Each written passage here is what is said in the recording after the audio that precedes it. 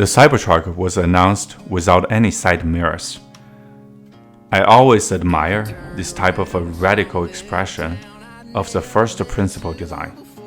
Today, I'm taking matters into my own hands and removing the optical side mirrors. Firstly, let's remove side mirrors. Here in this connection box, you can disconnect the wires to the mirrors. Behind this rubber cover, there are 3 T40 screws. Now let's take them out. Now you should be able to easily remove the mirrors. Mirror removal, in my view, is just step number 1. We have 2 big holes. Firstly, we need to fill the hole. Secondly, we can leverage this opportunity to install a dome mirror to make this design regulatory compliant. After some measurement and design, we select the walnut as the material in this build. The angles on the Cybertruck is very tricky. We need to measure carefully and cut wood accordingly. Here, I'm using belt sander and a bandsaw to cut wood to the angle.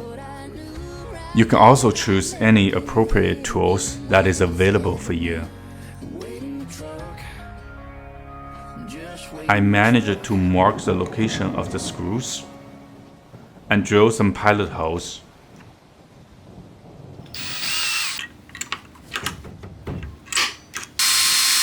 Here, we use a Forstner bit to cut the recess for the mirrors.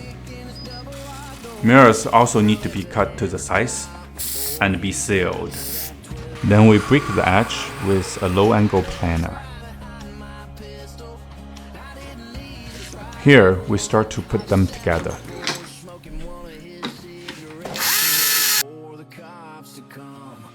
We use 2 screws to install the mirrors to the car. Let's now take a look at the final result. Viewing, lane changing, and backing up are absolutely stunning.